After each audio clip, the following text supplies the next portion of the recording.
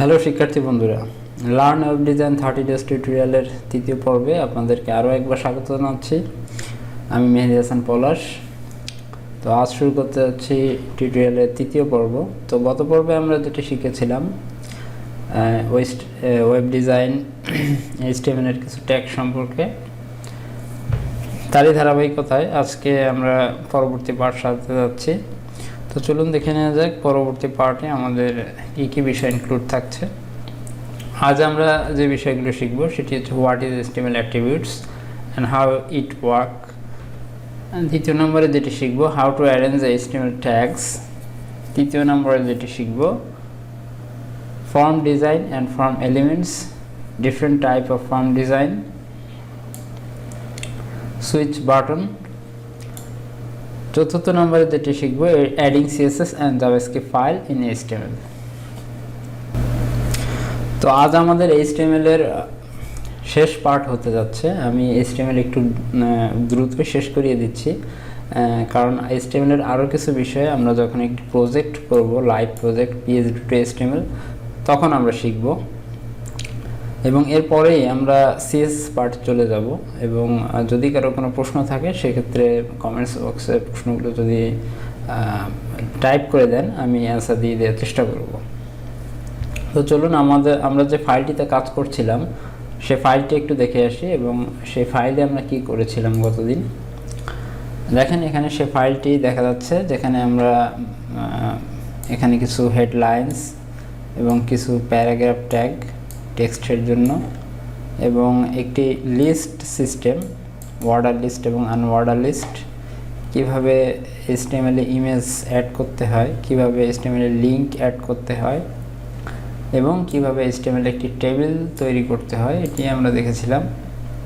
এছাড়াও দেখেছিলাম HTML block কি, ব্লক কীভাবে নিতে হয়, কোন কোন ট্যাগ দ্বারা ব্লক তৈরি হয়। এবং এই বিষয়গুলো আমরা পুনরায় দেখব যখন আমরা একটি একটা ফাইনাল প্রজেক্ট করব। এই প্রজেক্ট করার মাধ্যমে কিন্তু আমাদের ওয়েব ডিজাইনের যে নলেজটা এটি পূর্ণাঙ্গ রূপ লাভ করবে। আর একটি প্রজেক্ট যতক্ষণ পর্যন্ত আমরা না করব আমরা কিন্তু ওয়েব ডিজাইনের 100% কখনোই শিখতে পারবো না। সুতরাং আমি দ্রুতই একটি প্রজেক্টের দিকে এগিয়ে যাব এবং একটি PhD থেকে কীভাবে একটি HTML ওয়েবসাইট তৈরি করতে হয় এটি আমি পূর্ণাঙ্গভাবে দেখানোর চেষ্টা করব। তো চলুন আজকের যে টপিক্সটি আছে, আজকের টপিক্সে আমরা শুরু করি হোয়াট ইজ HTML অ্যাট্রিবিউটস। তো আমি আমার যে HTML ফাইলটি আছে এটি আমি এডিটরে একটু ওপেন করি।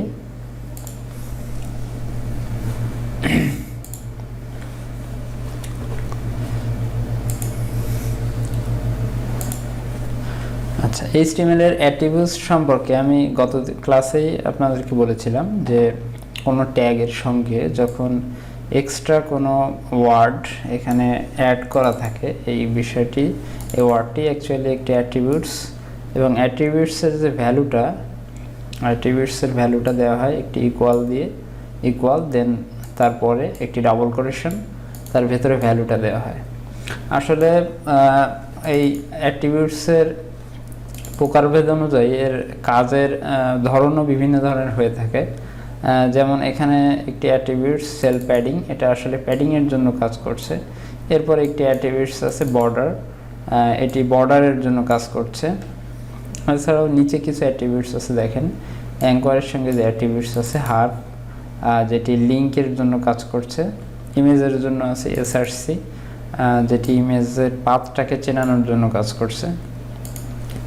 তো এক্ষেত্রে লক্ষণীয় যে প্রতিটা অ্যাট্রিবিউটসের যে ওয়ার্ডের মিনিংটার সঙ্গে তার কিন্তু যে কাজটা, সেই কাজের কিন্তু একটি মিল লক্ষ্য করা যায়। যেমন এখানে দেখতে পাচ্ছেন বর্ডার কথাটা লেখা, একটি বর্ডার অ্যাট্রিবিউটস, এর সঙ্গে কিন্তু বর্ডার দেওয়ার সিস্টেমটাই জড়িত।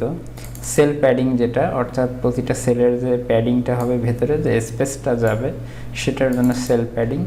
সো এই ওয়ার্ডের সঙ্গে কিন্তু এর কাজের অনেকটাই মিল আছে। আবার কিছু কিছু অ্যাট্রিবিউটস আছে যেগুলো একটি নির্দিষ্ট HTML ট্যাগের সঙ্গে নিতে হয়, যেমন অ্যাঙ্করের সঙ্গে যে অ্যাট্রিবিউটস এটি আসলে লিঙ্কের জন্য। হার্প যে অ্যাট্রিবিউটসটা এটি কিন্তু কোনো হেডলাইন্স বা কোনো পি বা কোনো ডিভ এই ধরনের কোনো কিছু কোনো ট্যাগের সঙ্গেই ব্যবহার হয় না। হার্ফটি নিতান্তই লিঙ্কের জন্য ব্যবহার হয়, যেটি অ্যাঙ্করের সঙ্গে ব্যবহার করা হয়। এবং তার সঙ্গে সঙ্গে ইমেজ এর সঙ্গে একটি অ্যাট্রিবিউটস আছে এসআরসি। এই এসআরসি অ্যাট্রিবিউটসটা কিন্তু কোনো এলআই বা আদার্স কোনো ট্যাগ তার সঙ্গে কখনোই আসবে না, কারণ এসআরসি এর মাধ্যমে কোনো লিঙ্ক বা কোনো পাথকে চেনাতে হয়। ইমেজের যে পাথটা আছে বা লিঙ্ক যেটাকে বলা হয়, বা ইমেজের যে সোর্স ফাইলটা সেটি এটার সঙ্গে চেনাতে হয় এই এসআরসি এই অ্যাট্রিবিউটসের মাধ্যমে। তো আমরা সামনে আরও অনেক অ্যাট্রিবিউটস নিয়ে কাজ করব এবং আরও অনেক অ্যাট্রিবিউটসের সঙ্গে পরিচিত হব। তো এই পর্যায়ে আপনাদের শেখার বিষয় যেটা, সেটি হচ্ছে অ্যাট্রিবিউটসটা আসলে কী এবং কিভাবে ব্যবহার করা হয়, যেটি আমি আগেও বলেছি এবং আবারও বলছি। কোনো ট্যাগের সঙ্গে যখন একটা স্পেস ব্যবহার করে কোনো এক্সট্রা কোনো এলিমেন্টস কোনো ওয়ার্ড নেওয়া হয়, সেটি অ্যাকচুয়ালি অ্যাট্রিবিউটস, এবং তার একটি ভ্যালু থাকে, প্রতিটা অ্যাট্রিবিউটসের একটি ভ্যালু থাকে। সেই ভ্যালুটা সেই অ্যাট্রিবিউটসের পরে একটি ইকুয়াল, ডাবল ইকুয়াল দিয়ে একটি ইকুয়াল, দেন একটি single equal, sorry not double equal, তারপরে একটি ডাবল কোটেশন দিয়ে তার ভেতরে ভ্যালুটা ব্যবহার করা হয়। তো এরকমই একটি অ্যাট্রিবিউটস হচ্ছে ক্লাস অ্যাট্রিবিউটস, যেখানে কোনো একটি নাম দেওয়া হয় ক্লাসের ক্ষেত্রে, আর এই ক্লাসের এই নামগুলো সিএসএস দেওয়ার ক্ষেত্রে প্রয়োজন হয়। যেমন আমি একটি ক্লাসের নাম দিচ্ছি মাই ক্লাস।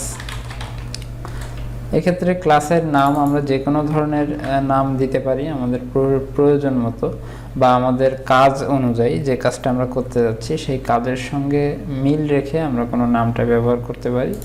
যেমন এটা হতে পারে ডেটা টেবিল।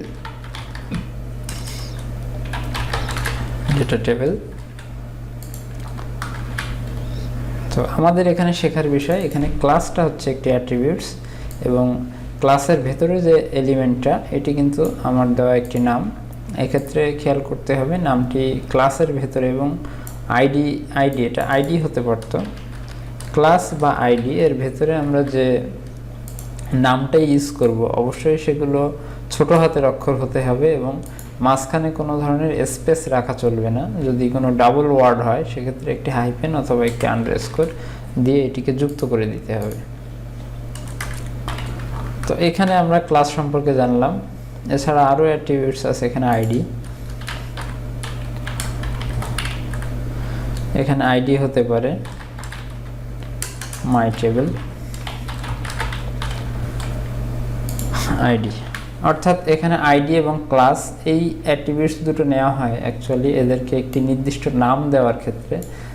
যেমন ধরে নিয়ে আমাদের ক্লাসে, স্কুল বা কলেজের ক্লাসে প্রত্যেকের একটি রোল নাম্বার থাকে, যে রোল নাম্বারটি ধরে কিন্তু আমরা যদি কল করি তাহলে সেই রোলের যে স্টুডেন্টস আছে তাকেই অনলি পাওয়া যাবে। তো আইডি অনেকটা সেরকম রোল নাম্বারের মতো, বা আমাদের যে এনআইডি কার্ডের যে নাম্বারটা থাকে সেই ধরনের। যে এই আইডি এর ক্ষেত্রে এই একই আইডি সেকেন্ড আর কোথাও কোনো ট্যাগ বা কোনো ডিভ বা কোনো ইসের সঙ্গে প্যারা বা কোনো এলিমেন্টসের সঙ্গে এই আইডি এই নামটা থাকবে না, আইডি হবে ইউনিক। আর ক্লাসের ক্ষেত্রে যেটা এখানে বোঝায়, ক্লাসের নামটা আমরা কাজ অনুযায়ী বিভিন্ন ট্যাগের সঙ্গে একই ক্লাস ব্যবহার করতে পারি। ক্লাস বলতে বোঝাচ্ছে এখানে শ্রেণী। সো একই ধরনের কোনো স্টাইল যখন আমরা সিএসএস দিয়ে দিব একটা ক্লাসের উপরে, তো সেই ক্লাসটা আমরা যে ট্যাগগুলোতে ব্যবহার করব ওই স্টাইলগুলো কিন্তু সেই ট্যাগের সঙ্গেই কাজ করবে। তো এটা এই মুহূর্তে একটু বোঝা খুব মানে একটু ডিফিকাল্ট হবে, কারণ আমরা এখনো সিএসএসে আসি নাই। তো সিএসএসে যখন আমরা আসবো এই বিষয়গুলো একটু সহজ হয়ে যাবে। এখন আমাদের যেটি জানার প্রয়োজন সেটি হচ্ছে ক্লাস একটি অ্যাট্রিবিউট, আইডি এবং অ্যাট্রিবিউটস। ক্লাসের যে ভ্যালুটা সেটি অবশ্যই স্মল লেটারে হতে হবে, এবং আইডি এর যে ভ্যালুটা এটাও অবশ্যই স্মল লেটারে হতে হবে, এবং যদি এখানে কোনো দুইটা ওয়ার্ড ব্যবহার করা হয় সেক্ষেত্রে কিন্তু এখানে একটি হাইপেন দিয়ে যুক্ত করে দিতে হবে, এবং এটি কিন্তু একটা ক্লাস। এবং আরেকটি বিষয় এখানে দেখার, এখানে যদি সেকেন্ড কোনো ক্লাস আমরা ব্যবহার করি তাহলে সেক্ষেত্রে কিন্তু স্পেস দিয়ে নিতে হবে। এটি দিয়ে দিচ্ছি আমি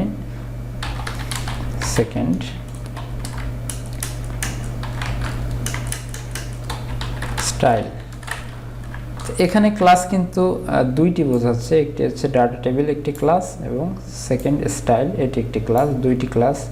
কিন্তু যেহেতু প্রতিটা ক্লাসের সঙ্গে এই দুটি ওয়ার্ড দ্বারা জড়িত, অর্থাৎ এই দুটি ওয়ার্ড সম্মিলিতভাবে একটি ক্লাস, একটি নেম, এই জন্য দুটি ওয়ার্ডের মাঝখানে একটি হাইপেন দিয়ে যুক্ত করা। তো এটি যদি আমি হাইপেনটা না দিয়ে যদি একটি স্পেস দিয়ে দিই এখানে, তাহলে সেক্ষেত্রে কিন্তু এখানে ক্লাসের সংখ্যা হবে মোট 3টি, একটি, দুটি এবং 3টি ক্লাস। এবং এখানেও যদি আমি একটি স্পেস দিয়ে দিই হাইপেনটা মুছে দিয়ে, তো সেক্ষেত্রে কিন্তু এখন আমার ক্লাসের সংখ্যা গিয়ে দাঁড়ালো 4টি, 1 2 3 4। সুতরাং বুঝতেই পারছেন যে ক্লাস নেমের ক্ষেত্রে আমার কিভাবে দুইটি ওয়ার্ড যদি থাকে তাহলে হাইপেন দিয়ে অ্যাড করে দিতে হবে, এবং আমি যদি দুইটা ক্লাস নিতে চাই তাহলে কিভাবে এখানে অ্যাড করব সেটিও আমরা এখানে শিখলাম। এবং আইডি এর ক্ষেত্রে এই একইভাবে ক্লাসের মতো করেই আইডি ইউজ করতে হবে, তবে সেক্ষেত্রে আইডিটা অবশ্যই ইউনিক হতে হবে। তো এই ছিল আমার আজকের অ্যাট্রিবিউটস যেটা, এবং আরও অনেক প্রয়োজনীয় অ্যাট্রিবিউটস আছে যেগুলো আমরা সামনে যে প্রজেক্ট যখন করব বা আমরা যখন সিএসএস শিখব তখন আমরা প্রয়োজন অনুযায়ী দেখব এবং ব্যবহার করব, এবং বিস্তারিত আমি তখনই সেই বিষয় নিয়ে আলোচনা করব। তো এর পরের যে টপিক্সটি আছে চলুন দেখি সেই টপিক্সটি কি, যে how to arrange HTML tags, অর্থাৎ কীভাবে এইচটিএমএল ট্যাগগুলো সাজাতে হয়। এই বিষয়ে আমি গত এপিসোডে বলেছিলাম যে আমাদের এইচটিএমএল ট্যাগ সাজানোর একটা ফর্মুলা। এখানে দেখেন আমি এইচটিএমএল ট্যাগটি খুব সুন্দরভাবে অ্যারেঞ্জ করে রেখেছি। যেমন যখন আমি টেবিল নিয়েছিলাম, এখানে টেবিল, তার ভেতরে যে একটি ট্যাগস এখানে আছে যে টি হেড, এক্ষেত্রে এই দুটোর যে নাম অ্যাকচুয়ালি এটি টেবিল ট্যাগ, অর্থাৎ এটি মূল ট্যাগ, এবং এর যে শাখা যেটি আছে টি হেড, এটিকে বলে মূলত চাইল্ড ট্যাগ। তো এটি হচ্ছে টেবিল, এই টেবিল ট্যাগের যে চাইল্ড ট্যাগ সেটি হচ্ছে টি হেড, টি হেডের যে চাইল্ড ট্যাগ সেটি হচ্ছে টিআর, এবং সামনের যেগুলা যেমন টিআর এর আগের যে ট্যাগটি সেটাকে বলা হয় প্যারেন্ট ট্যাগ, টিআর এর প্যারেন্ট ট্যাগ হচ্ছে টি হেড, টি হেডের প্যারেন্ট ট্যাগ হচ্ছে টেবিল। তো এভাবেই মূলত এইগুলোর নামকরণ করা হয়।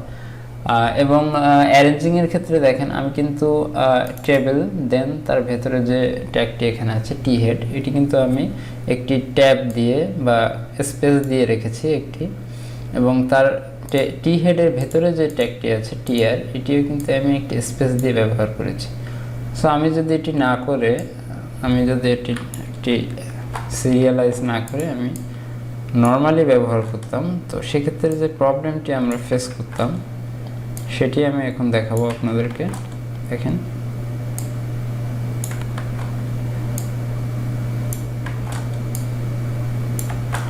যদি ট্যাগটি এইভাবে সাজানো হতো তাহলে কিন্তু আমাদের ট্যাগের স্টার্টিং এবং এন্ডিং যে ট্যাগটা আছে সেটি কিন্তু আমি নর্মালি বুঝতে পারতাম না এখানে, এবং আমার ট্যাগের ক্লোজিংটা কোথায় আছে এটিও আমি ফাইন্ড আউট করতে পারতাম না। তো সেক্ষেত্রে আমার ট্যাগ বা এইচটিএমএল লেখার ক্ষেত্রে ভুল হওয়ার সম্ভাবনা বেশি থাকতো, এবং এটি কিন্তু অ্যাকচুয়ালি কাজের ক্ষেত্রে কোনো গ্রহণযোগ্যতা পাবে না আপনি যদি প্রফেশনালি কাজ করেন। তো এই জন্য আমাদের অবশ্যই কোড ফরম্যাটিং, এটিকে বলা হয় কোড ফরম্যাটিং বা অ্যারেঞ্জমেন্টের যে সিস্টেমটা এটি ব্যবহার করতে হবে। কোড ফরম্যাটিং আমরা যদি ড্রিমওয়েভার ব্যবহার করি তাহলে অ্যাপ্লাই সোর্স ফরম্যাটিং, এটি ব্যবহার করলে কিন্তু ট্যাগটি অটোমেটিক্যালি অ্যারেঞ্জ হয়ে যাবে। তবে আমাদের কাজের ক্ষেত্রে আমাদের নিজেদেরকে এটা খেয়াল রাখতে হবে যে ট্যাগের যে অ্যারেঞ্জমেন্ট বা ফরম্যাটিংটা যেন ঠিক থাকে। তো দেখেন আমি ফরম্যাটিংটা আবার ঠিক করে দিচ্ছি। তো এক্ষেত্রে আমরা যখন কোডটি লিখব তখনই কিন্তু আমরা এই ফরম্যাটিংটা প্রথমেই ঠিক করে নিব, এবং এটি পরবর্তীতে করার কোনো কাজ না।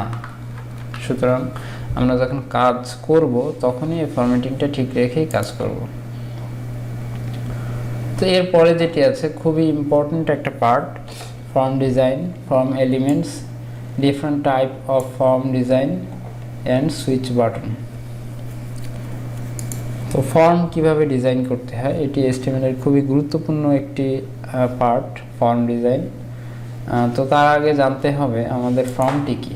তো চলুন, W3 স্কুল, আমি যেটি আপনাদেরকে গতদিন বলেছিলাম যে HTML, CSS, জাভাস্ক্রিপ্ট এগুলো শেখার ক্ষেত্রে খুব ভালো একটি ওয়েবসাইট, সেটি হচ্ছে W3 স্কুল।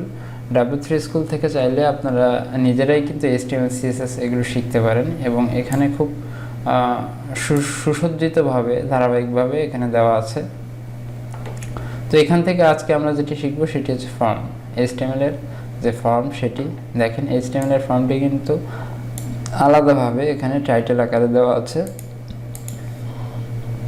তো ফর্ম বলতে কিন্তু আমরা সবাই জানি ফর্ম কি, যে আমরা যখন কোনো ভর্তি ফর্ম বা কোনো ফর্ম পূরণ করি, তো সেখানে একটি ডাটা লেখার একটি জায়গা থাকে। পেপারস, কোনো ডকুমেন্টস বা কোনো পেপারের ক্ষেত্রে, কোনো কাগজের ফর্মের ক্ষেত্রে। আর HTML বা ওয়েবসাইটে ফর্মের ক্ষেত্রে থাকে কিছু ফিল্ড থাকে, যে ফিল্ডে আমরা ডেটা লিখলে সেগুলো এবং সাবমিট বা সেভ দিলেই কিন্তু সেই ডেটাটা সার্ভারে পাস হয়ে যায় বা সার্ভারে সেটি চলে যায়। তো আমরা যারা আইটিতে কাজ করছি, আমরা সবাই কিন্তু বুঝি বা সবাই জানি যে ফর্ম কি। এই ফর্ম কিভাবে ডিজাইন করতে হয় আমরা আজকে সেটিই দেখব। তো চলুন আমরা একটি ফর্মের ডিজাইন শুরু করি, এবং আস্তে আস্তে আমরা ফর্মের ট্যাগ সম্পর্কে আমরা জানতে পারবো। তো ফর্ম ডিজাইন করার আগে আমি এখানে একটি কমেন্টস করে আমার কাজের সুবিধার্থে আমি লিখে রাখছি যে HTML ফর্ম ডিজাইন। তো ফর্মের জন্য যে ট্যাগটি ব্যবহার করা হয় সেটির নামও ফর্ম, এবং এখানে কিছু অ্যাট্রিবিউটস আমাদেরকে অবশ্যই দিতে হবে। একটি হচ্ছে অ্যাকশন,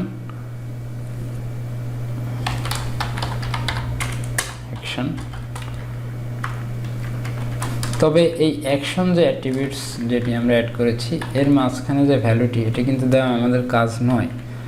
অ্যাকশনটি মূলত ব্যবহার করা হয় আমাদের এই ফর্মটি যে ফাইলের কাছে সাবমিট হবে সেই ফাইলের নামটা বা সেই লিঙ্ক, সেই এপিআইটা এই ফর্মের অ্যাকশনের এখানে ব্যবহার করা হয়।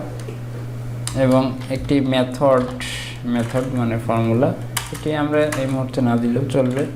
আমরা জাস্ট ফর্ম দিয়ে শুরু করি। ফর্ম,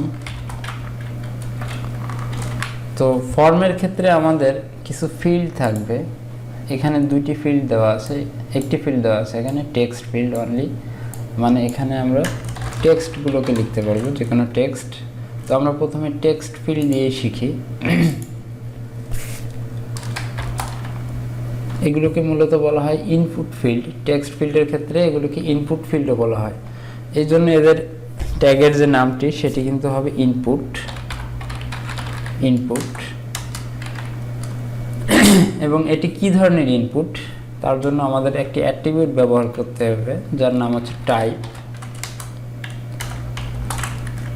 এটি অ্যাকচুয়ালি যে কোনো টেক্সট দেওয়ার জন্য যেটি ব্যবহার করা হয়, এটিকে টাইপটিকে বলা হয় টেক্সট।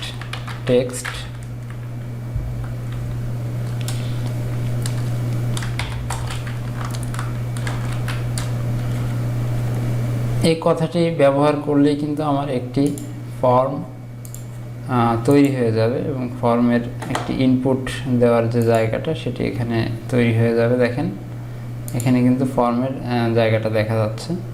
তো আমি উপরে একটি হেডলাইন দিয়ে আসি, সেক্ষেত্রে আমার এটি আসলে বোঝার জন্য সুবিধা হবে।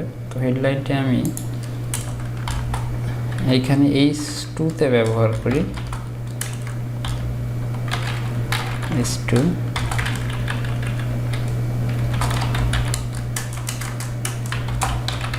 লার্ন ফর্ম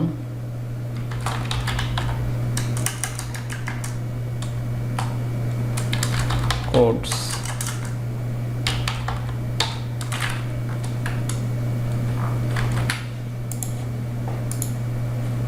দেখেন এই লার্ন ইজ ফর্ম কোডস, এখানে কিন্তু আমার ইনপুট ফিল্ডটা দেখা যাচ্ছে।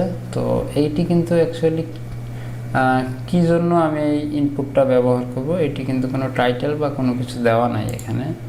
তো সেক্ষেত্রে আমরা দুইটা অপশন ব্যবহার করতে পারি। একটা হচ্ছে উপরে যদি ফর্মের উপরে কোনো টাইটেল আমরা ব্যবহার করি সেটাও দিতে পারি, অথবা আমরা যদি চাই যে আমাদের যে ইনপুট ফিল্ডের ভেতরে কোনো টেক্সট ইনস্ট্রাকশন হিসাবে থাকবে সেটাও কিন্তু আমরা রাখতে পারি।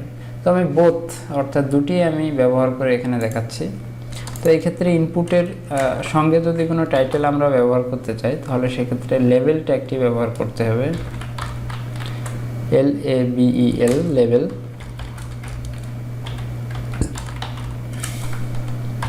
এখানে আরেকটি বিষয় লক্ষণীয়, ইনপুট যে ট্যাগটা, এই ট্যাগটির কিন্তু কোনো ক্লোজিং ট্যাগ নেই, অর্থাৎ এইভাবে কোনো ইনপুট এই ধরনের কোনো ক্লোজিং ট্যাগ কিন্তু হবে না। ইনপুটের কোনো ক্লোজিং ট্যাগ নেই, ও নিজেই একটি ট্যাগ, যেটি আমাদের ইমেজ নেওয়ার সময় আমরা দেখেছিলাম, ইমেজ এসআরসি, এটির কোনো ক্লোজিং ট্যাগ কিন্তু নেই। ইনপুটেরও কোনো ক্লোজিং ট্যাগ নেই, তবে লেভেলের ক্ষেত্রে কিন্তু একটি ক্লোজিং ট্যাগ অবশ্যই থাকবে। তো এখানে আমি টাইটেল দিচ্ছি ফর্মের ইনপুটের যে টাইটেলটা, যে কী কারণে আমি এই ফিল্ডটি ব্যবহার করলাম। আমরা অবশ্যই আমরা যখন কোনো ফর্ম পূরণ করি, কোনো কাগজের ফর্ম যদি পূরণ করে থাকি, তো সেক্ষেত্রে কিন্তু বাম পাশে অথবা উপরে অথবা বক্সের ভেতরেও কিন্তু আমাদের যে টাইটেলটা সেটা দেওয়া থাকে। তবে কোনো কাগজের ফর্মের ক্ষেত্রে বা পেপারের ফর্মের ক্ষেত্রে কিন্তু বাম পাশে অথবা উপরে টাইটেলটা বেশি ব্যবহার করা হয়। যেমন আমি এখানে দিচ্ছি ফার্স্ট নেম,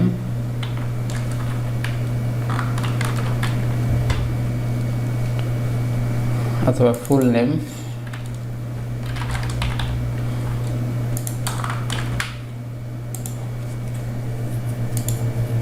দেখেন আমার কিন্তু বাম পাশে বাই ডিফল্ট এটি বাম পাশে দেখা যাচ্ছে, বাম পাশে চলে এসেছে ফুল নেম, এবং নেমের যে ফিল্ডটি এখানে দেখা যাচ্ছে। আমি যদি চাই যে এই ফুল নেমটি উপরে দেখা যাবে এবং ফর্মের এই ইনপুটটি নিচে দেখা যাবে, তো সেক্ষেত্রে আমরা একটি ট্যাগ এখানে ব্যবহার করতে পারি, বিআর, অর্থাৎ লাইন ব্রেক।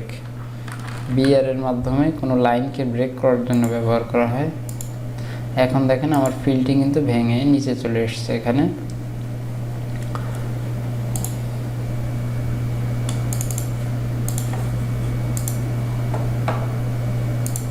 তো এখানে ফার্স্ট নেম এবং লাস্ট নেম ব্যবহার করি, ফার্স্ট নেম, এবং আরেকটি ইনপুটে যেটি আমি লাস্ট নেম হিসেবে দিব, এটি কপি করে নিয়ে এখানে লাস্ট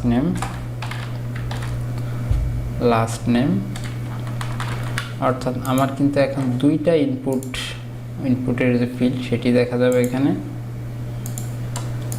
এবং এইখানে আরও একটি বিআর আমার ব্যবহার করতে হবে এই মুহূর্তে, যেহেতু আমি কোনো ডিপ বা কোনো কিছু ব্যবহার করিনি এখনও, বা কোনো সিএসএস ব্যবহার করিনি, যে কারণে বাই ডিফল্ট ফর্মটি কিন্তু পাশাপাশি দেখা যায়। সো নিচে আনার জন্য আমার একটি বিআর অর্থাৎ ব্রেক ব্যবহার করতে হবে এখানে। এখন দেখেন ফর্মটি নিচে চলে এসছে। So first name, last name এবং সেভ নামে একটি বাটন এখানে তৈরি করব আমি, সেভ। এখানে পুনরায় একটি বিআর ব্যবহার করি এবং একটি সেভ। তো সেক্ষেত্রে সেটিও হবে ইনপুট, কিন্তু টাইপটা চেঞ্জ হবে, টাইপ ইকুয়াল বাটন। এবং এক্ষেত্রে কিন্তু নতুন আরেকটি অ্যাট্রিবিউটস অ্যাড হবে, ভ্যালু, অর্থাৎ বাটনের ভেতরে কি থাকবে সেটা, সেভ।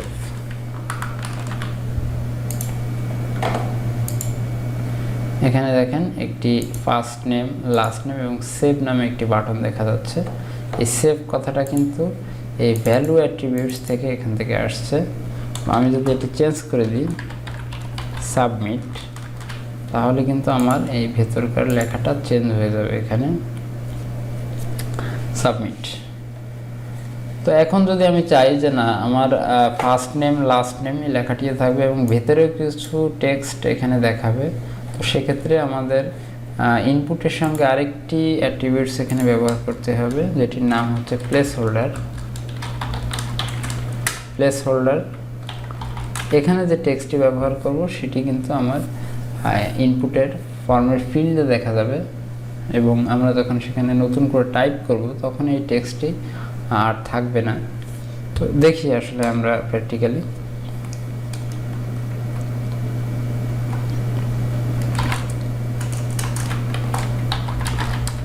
রাইট ফার্স্ট নেম এবং আরেকটি প্লেস হোল্ডার দিই,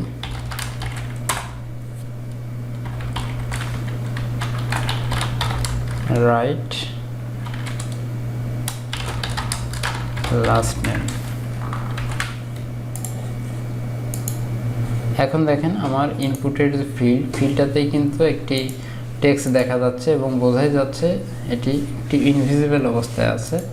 এটি কিন্তু আমি যখন লেখা স্টার্ট করব, কোনো টেক্সট টাইপ স্টার্ট করব, তখন কিন্তু আমার এই প্লেস হোল্ডারের এই টেক্সটটি আর থাকবে না।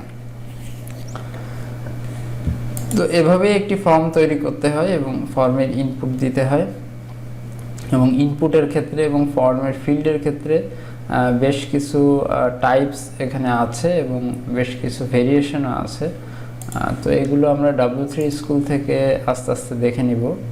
এখানে ফর্মের অ্যাট্রিবিউটসগুলো কী কী আছে দেখেন, এখানে বলা আছে ফর্মের অ্যাট্রিবিউটস, এবং এখানে অ্যাকশন, টার্গেট, এই অ্যাট্রিবিউটসের কাজগুলো দেওয়া আছে।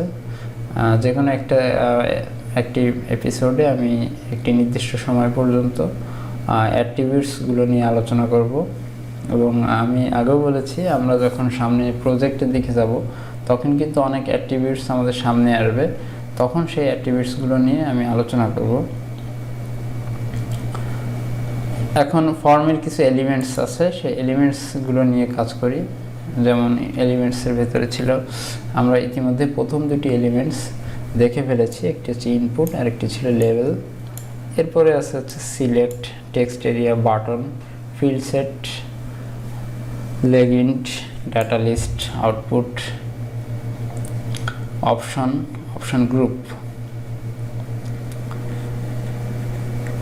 তো আরও কিছু ফর্মের একটি ফিল্ড তৈরি করি ইনপুটে কিছু ফিল্ড আছে, ইনপুট টাইপস, সেই ফিল্ডগুলো কি এখানে দেওয়া আছে দেখেন, ইনপুট, HTML ইনপুটের এই টাইপগুলো এখানে আছে।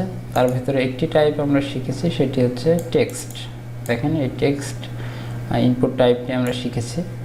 এখন আমরা নতুন আরও 2টি বা 3টি টাইপ এখান থেকে শিখব।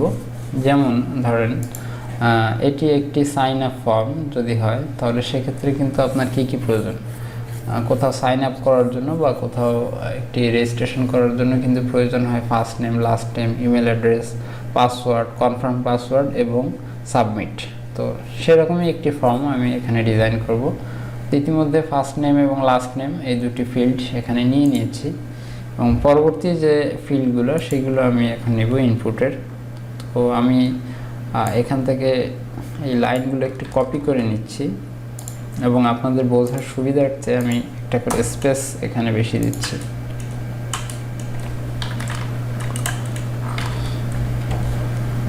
এখানে দিই ইমেল অ্যাড্রেস। তো সেক্ষেত্রে অবশ্যই ইনপুটের যে টাইপটা সেটি হবে ইমেল, রাইট ইউর ইমেল।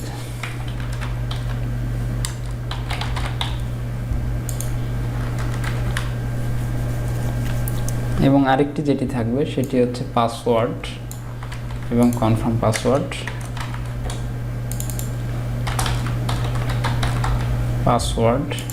তো সেক্ষেত্রে টাইপটি হবে পাসওয়ার্ড, রাইট ইউর পাসওয়ার্ড। এবং পাসওয়ার্ডের ক্ষেত্রে 2টা ফিল্ড থাকে, একটি হচ্ছে ইউর পাসওয়ার্ড এবং কনফার্ম পাসওয়ার্ড।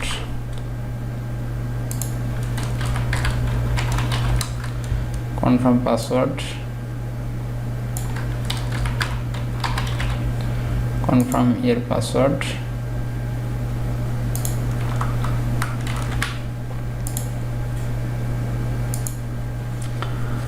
এখানে দেখেন ফিল্ডের সবগুলোই চলে এসছে। ফার্স্ট নেম এখানে টেক্সট আকারে দেখাবে, ইমেল অ্যাড্রেস এটিও টেক্সট আকারে দেখাবে। কিন্তু যখন আমরা কোনো পাসওয়ার্ড লিখবো সেক্ষেত্রে দেখেন স্টার মতো দেখাবে এখানে, কারণ আমরা যখন পাসওয়ার্ড টাইপ করি তখন কিন্তু পাসওয়ার্ডটি দেখা যায় না, স্টার আকারে বা ডট আকারে দেখা যায়। এটির কারণ হচ্ছে আমরা যখন এখানে পাসওয়ার্ড টাইপটি ব্যবহার করব তখন আমাদের পাসওয়ার্ডগুলো পাসওয়ার্ড আকারেই দেখা যাবে।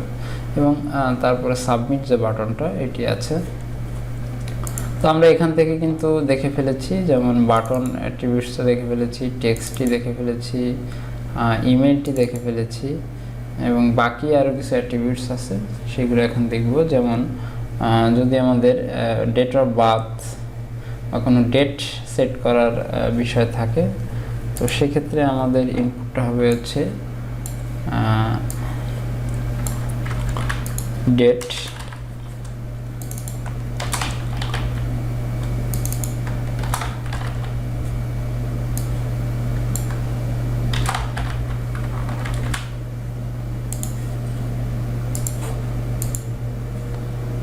দেখেন এখানে ডেটের কিন্তু একটি অপশন চলে এসছে, এখানে একটি ক্যালেন্ডার দেখা যাচ্ছে, এটি ব্রাউজারের একটি ডিফল্ট ক্যালেন্ডার। তো আমরা ডেট সেট করতে চাইলে আমরা এইভাবেই ডেট নামে যে টাইপটি আছে এটি ব্যবহার করে আমরা ডেটটা সেট করতে পারবো এখান থেকে। এছাড়াও আরও অনেক ইনপুট এখানে দেখতে পাচ্ছি। ফাইল, বাটনটি আমরা দেখে ফেলেছি, বাটনের ক্ষেত্রে ব্যবহার করা হয়। এরপর আছে চেকবক্সটি কোনো কিছু চেক করার ক্ষেত্রে, অর্থাৎ আমরা যখন কোনো ফর্মে পূরণ করি বা ধরেন যখন কোনো সিম কার্ড কিনে থাকি, তো তখন অনেক চেকবক্স থাকে যে অপশন, যে বিষয়ে আপনার ইনফরমেশান দেওয়া প্রয়োজন আপনি সেই চেকবক্সগুলোতে টিক দিয়ে দিতে হয়। তো এটিও তার একটি। তো চেকবক্সের ক্ষেত্রে আমরা মাল্টিপল টিক দিতে পারি, অর্থাৎ যে বিষয়গুলো আমাদের ডেটাতে আমরা ইনপুট দিব সেই বক্সগুলোকে আমরা চেক দিয়ে দিব। আরেকটি যেটি আছে সেটি আছে রেডিও বাটনের ক্ষেত্রে কিন্তু আমাদের অপশন থাকে, তখন ইয়েস অর নো এই ধরনের যদি কোনো অপশন থাকে সেখানে আমরা একটি মাত্র সিলেক্ট করতে পারবো, দুইটি সিলেক্ট করতে পারবো না। তো আসলে মুখে বলে এটি বোঝানো সম্ভব না, আমি একটু চেকবক্স এখানে দিয়ে আসি। যেমন একটি চেকবক্স আমি এখানে ব্যবহার করছি পাসওয়ার্ডের আগে।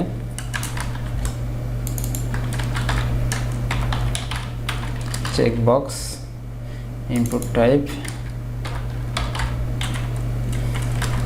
চেকবক্স,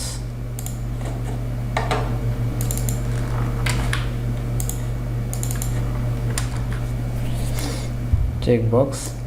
তবে চেকবক্সের ক্ষেত্রে আমার কিন্তু আর প্লেস হোল্ডারটা প্রয়োজন হবে না। এক্ষেত্রে চেকবক্সের যে ইনফরমেশনটা এটি আমার টেক্সট আকারে দিতে হবে। যেমন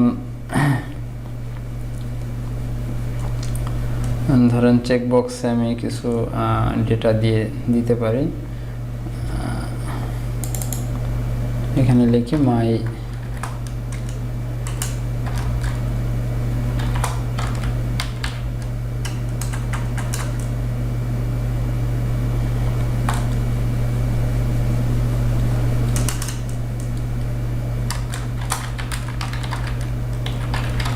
favorite color green,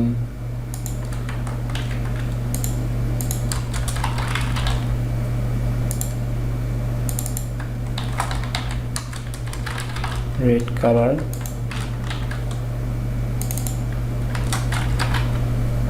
blue color, orange color, pink color।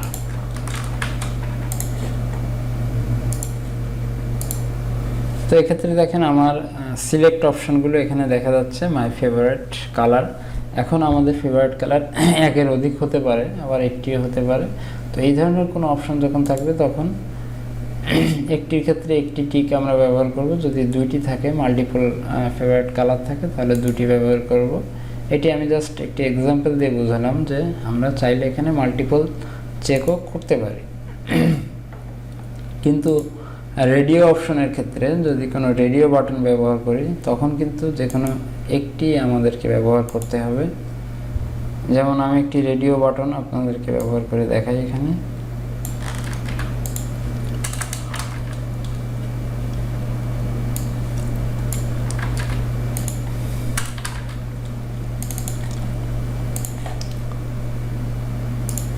Radio RADIO,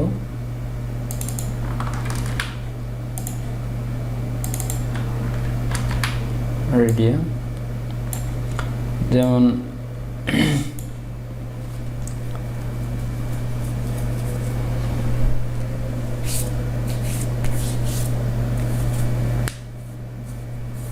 এখানে দিতে পারি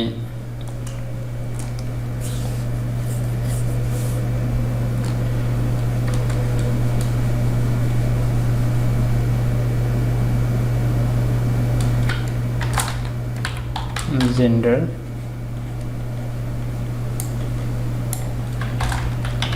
মেল, ফিমেল। তো এই ধরনের যখন কোনো রেডিও ব্যবহার করব তখন দেখেন এখানে দুইটি অপশন দেখাবে, মেল আর ফিমেল। তো এই ক্ষেত্রে কিন্তু যেহেতু আমাদের থাকবে যে কোনো একটি আমরা চেক করতে পারবো, তো সেক্ষেত্রে আমার এখানে একটি নতুন অ্যাট্রিবিউট ব্যবহার করতে হবে। অবশ্যই এই অ্যাট্রিবিউটটির প্রতিটার সঙ্গেই কিন্তু আমার রাখতে হবে নেম নামে একটি অ্যাট্রিবিউটস, যে অ্যাট্রিবিউটসের মাধ্যমে আমার সার্ভারের ডেটাটি পাস হবে বা এই ফর্মের ইনপুটগুলো আমার কোনো সার্ভারে বা ব্যাকএন্ডে পাস করা হয়, সেটা হচ্ছে নেম নামে অ্যাট্রিবিউট। এবং এর ভিতরে একটি ইউনিক ভ্যালু থাকবে জেন্ডার। এবং এক্ষেত্রে কিন্তু দুইটা ইনপুটের ভ্যালু কিন্তু একই থাকবে। নেমের যে অ্যাট্রিবিউটসের ভ্যালু একই থাকবে, কারণ আমরা সিলেকশনের ক্ষেত্রে এই দুইটার যে কোনো একটা সিলেক্ট করতে পারবো, আরেকটি সিলেক্ট হবে না। তো এক্ষেত্রে যখন একই ভ্যালু থাকবে এটা তখনই সম্ভব, যদি আমি একটি সিলেক্ট করি আরেকটি কিন্তু ডিসিলেক্ট হয়ে যাবে, ডিসেবল হয়ে যাবে। একটি ইনেবল করলে আরেকটি ডিসেবল হয়ে যাবে। তো এটা তখনই সম্ভব যখন একই রেডিও, একই নেম, এই অ্যাট্রিবিউটসের একই নেম যে রেডিও ইনপুটে আমি ব্যবহার করব সেগুলোই কিন্তু আমার এখানে একটি সিলেক্ট করলে আরেকটি ডিসিলেক্ট হয়ে যাবে। আমরা চাইলে আরও একটি অ্যাট্রিবিউটস এখানে একটি রেডিও ব্যবহার করতে পারি, আদার। এখানে দেখেন তিনটি আছে, আমি যে কোনো একটি এখান থেকে সিলেক্ট করতে পারবো। কিন্তু আমার চেক বক্সের ক্ষেত্রে কিন্তু আমি অবশ্যই মাল্টিপল এলিমেন্টস সিলেক্ট করতে পারবো। তো এই ছিল রেডিও এবং চেক বক্সের যে ফিল্ডগুলো। এছাড়াও আরও এখানে অনেক ইনপুটের টাইপস এখানে আছে, দেখেন যেমন আছে রেঞ্জ, রিসেট, সাবমিট, টেল দিয়ে টেলিফোনের নাম্বার জন্য ব্যবহার করা হয়। এছাড়াও আছে উইক, হিডেন, ইমেজ। আরেকটি যেটি আছে সেটি হচ্ছে ফাইল, অর্থাৎ আমরা যখন কোনো ফর্ম পূরণ করি সেক্ষেত্রে আমার কোনো ইমেজ বা কোনো ইনপুট অ্যাড করার ক্ষেত্রে আমরা কিন্তু এই ইনপুটটা ব্যবহার করি। যেমন ফাইল আপলোড, যেমন আমাদের কোনো ছবি আপলোড করতে হয় কোনো ফর্ম পূরণ করার সময়, সেক্ষেত্রে এই ইনপুটটায় ফাইলটা থাকে। তো চলুন একটু দেখি কিভাবে করা হয়। ধরেন আমি এখানে রেজিস্ট্রেশন করার জন্য আমার একটি ফটো বা আমার নিজের একটি ইমেজ পিকচার আপ করতে হবে, সেক্ষেত্রে ইওর ফটো, এখানে টাইপ কিন্তু হবে হচ্ছে ফাইল। তো ফাইল যখন নিব তখন কিন্তু আমার একটি বাটনের মতো তৈরি হবে। তো সেক্ষেত্রে আমি টেক্সট হিসেবে ইউজ করতে পারি আপলোড ফটো।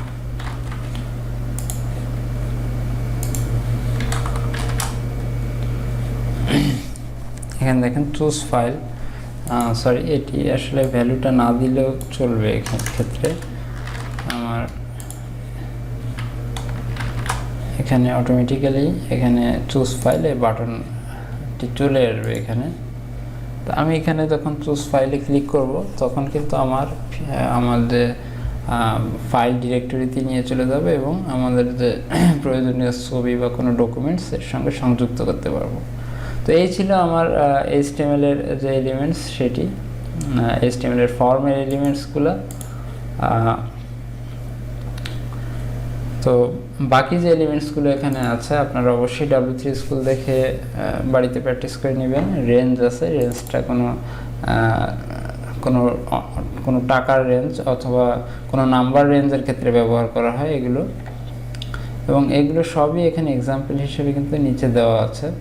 আমরা চাইলে এখান থেকেও দেখে শিখে নিতে পারি কোনটার কি কাজ।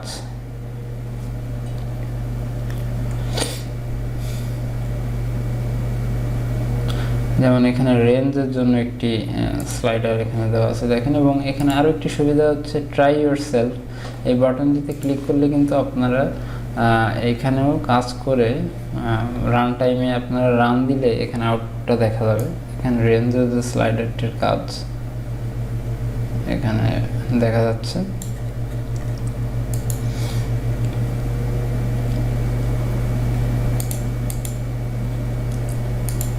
এখানে দেখেন ফোন নাম্বার দেওয়ার একটি অপশন আছে এবং এক্সাম্পল হিসেবে এখানে একটি দিয়ে দেওয়া আছে কিভাবে ফোনের নাম্বারটি দিতে হবে এবং কিভাবে লিখতে হবে সেটিও এখানে সুন্দরভাবে দেওয়া আছে।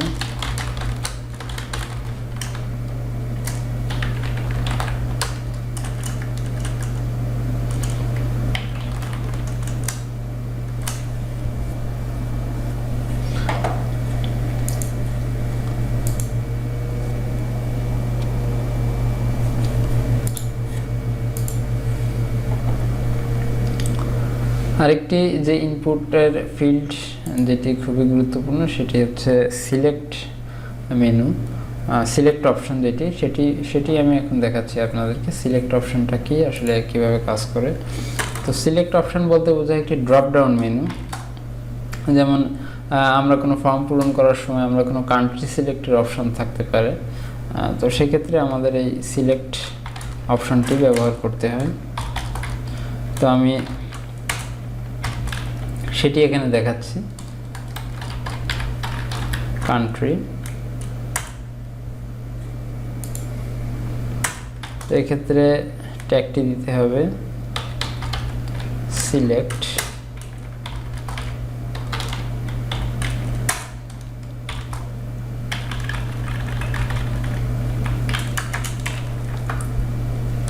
তার ভেতরে যেটি থাকবে সেটি হচ্ছে অপশন।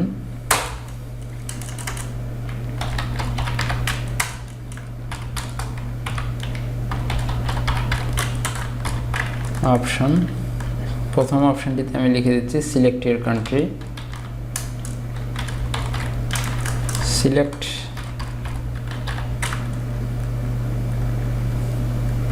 কান্ট্রি,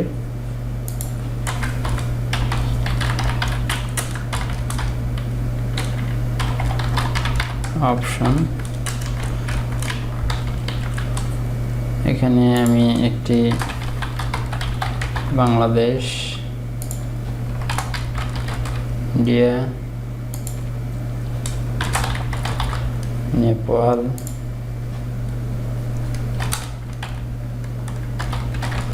পাকিস্তান রাখছি এখানে। দেখি আমরা এটি কিভাবে কাজ করে।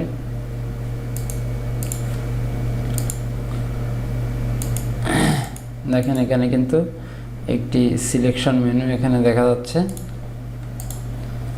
আমরা এখানে একটু বিআর ব্যবহার করি।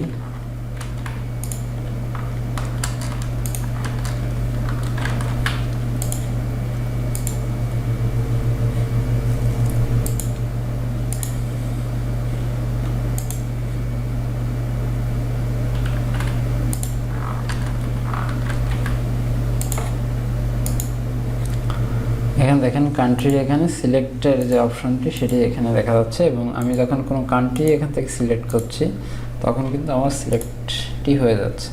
তো এই হচ্ছে আমাদের ফর্মের কিছু বেসিক ধারণা এবং কিছু এলিমেন্টস, এবং আরও অনেক এলিমেন্টস এখানে আছে, আপনারা সেগুলো নিজেরা বাড়িতে প্র্যাকটিস করবেন, এবং সামনে যখন কোনো কাজ আমাদের হাতে আসবে বা সামনে আসবে তখন বাকি বিষয় নিয়েও আলোচনা করব। এবং দেখেন W3 স্কুলে কিন্তু ফর্মের প্রতিটা এলিমেন্টসের ক্ষেত্রে খুব সুন্দর বর্ণনা এখানে দেওয়া আছে, প্রতিটা ইনপুটসের এখানে পড়ে এখান থেকে আপনারা দেখে নিতে পারেন, এবং যদি কোনো প্রশ্ন থাকে অবশ্যই আমার কাছে জিজ্ঞাসা করতে পারেন কমেন্টস বক্সের মাধ্যমে। তো আমরা এর পরের যে টপিকস আছে সেই টপিক্সটিতে চলে যাই, চলুন দেখে নিই এর পরে কি টপিক্সটি আমাদের জন্য অপেক্ষা করছে। এখন আমাদের যে টপিক্সটি আছে সেটি হচ্ছে adding CSS and JavaScript file, অর্থাৎ কিভাবে আমরা সিএসএস এবং জাভাস্ক্রিপ্ট ফাইল, কোনো এক্সটার্নাল ফাইলকে আমরা আমাদের HTML এর সঙ্গে অ্যাড করব, এখানে আমরা সেটি শিখব মূলত। তো সিএসএস ফাইল, এক্সটার্নাল ফাইল বলতে বোঝায় আমরা যখন কোনো স্টাইল শিট করব সেই স্টাইল শিটকে আমরা আলাদা একটি ফাইলে রাখব, সেই ফাইলটি কিভাবে অ্যাড করব, এবং কোনো জাভাস্ক্রিপ্ট কোনো ফাইল যখন তৈরি করব সেই জাভাস্ক্রিপ্ট ফাইলটা কিভাবে আমরা HTML ফাইলের সঙ্গে ইনক্লুড করব সেটি এখানে দেখব। তার আগে আমি একটি সিএসএস ফাইল এখানে তৈরি করে আসি। তো সিএসএস এর ক্ষেত্রে আমাদের ফাইল এক্সটেনশনটি হবে .css, style.css, এবং একটি জাভাস্ক্রিপ্ট ফাইল আমি এখানে তৈরি করি, সেটি হচ্ছে custom.javascript-এর ক্ষেত্রে ফাইল এক্সটেনশনটি হবে .js, custom.js। এই দুটো ফাইল কিভাবে আমি আমার HTML ফাইলের সঙ্গে অ্যাড করব সেটি আমি এখানে আপনাদেরকে দেখাবো।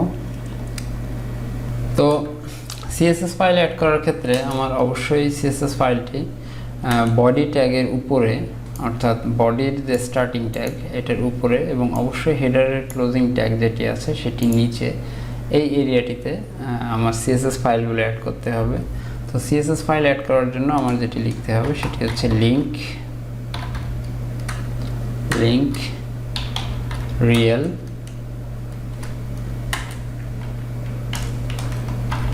এটি স্টাইল শিট, যেহেতু একটি স্টাইল ফাইল আমার সিএসএস এর মাধ্যমে স্টাইল দেওয়া হয়, এজন্য এটিকে রিয়েল অ্যাট্রিবিউটে স্টাইল শিটের মাধ্যমে এটিকে অ্যানাউন্সমেন্ট দিতে হবে। এবং আমরা যেভাবে অ্যাঙ্করে হার্ফের মাধ্যমে কোনো এক্সটার্নাল লিঙ্ক বা কোনো লিঙ্ক পাথ আমরা অ্যাড করতাম, সেটি এখানে অ্যাড করতে হবে।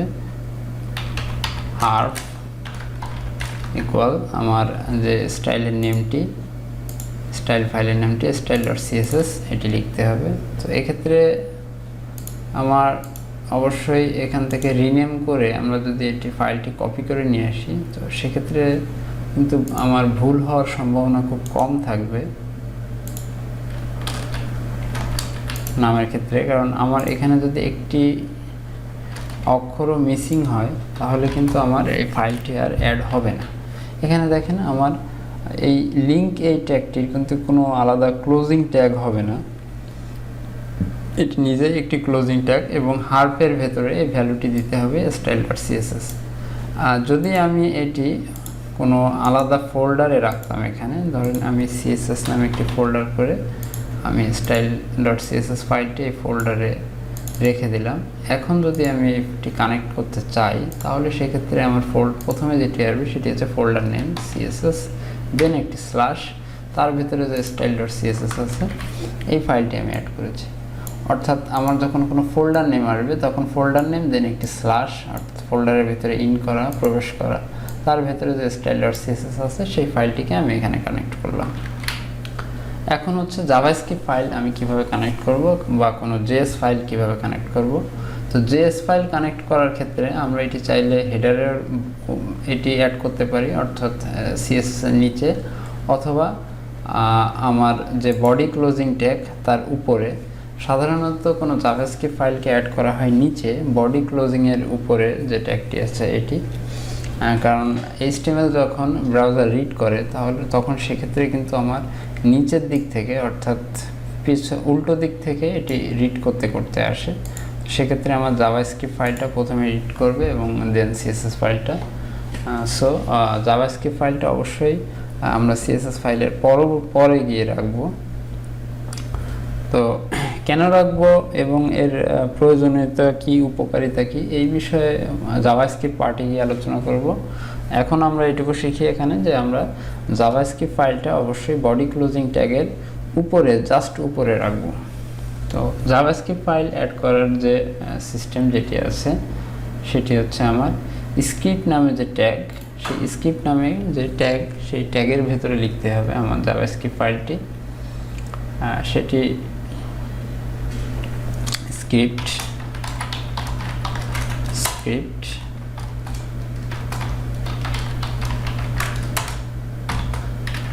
আমি যদি কোনো জাভাস্ক্রিপ্ট লিখতে চাই তাহলে কিন্তু আমি এই স্ক্রিপ্ট ট্যাগের ভেতরেও সরাসরি জাভাস্ক্রিপ্ট এখানে লিখতে পারবো। এবং যদি কোনো এক্সটার্নাল ফাইলকে আমি এর সঙ্গে বা কোনো এক্সটার্নাল পাথকে আমি যদি স্ক্রিপ্টের সঙ্গে অ্যাড করতে চাই তাহলে সেক্ষেত্রে আমার স্ক্রিপ্ট ট্যাগের সঙ্গে স্ক্রিপ্ট src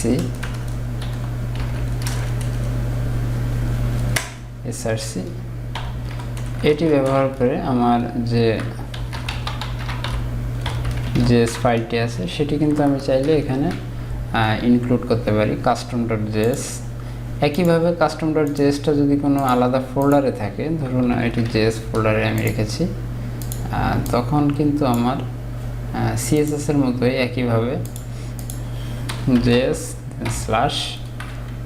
ফাইলের নেম, অর্থাৎ জেএস ফোল্ডারের ভেতরে আমার custom.js ফাইলটি আছে। এখন কিন্তু আমার যে এক্সটার্নাল জেএস ফাইল এবং এক্সটার্নালভাবে কোনো CSS ফাইল আমি HTML এর সঙ্গে অ্যাড করে ফেলেছি। তো এভাবেই আমরা আউটসাইড থেকে বা কোনো এক্সটার্নাল সোর্স থেকে আমরা CSS বা জেএস ফাইল অ্যাড করতে পারি। এক্ষেত্রে মনে রাখতে হবে অবশ্যই CSS ফাইলটা বডি স্টার্টিং ট্যাগের উপরে হবে এবং জেএস ফাইলটা বডি ক্লোজিংয়ের যে ট্যাগ সেটির উপরে এখানে হবে।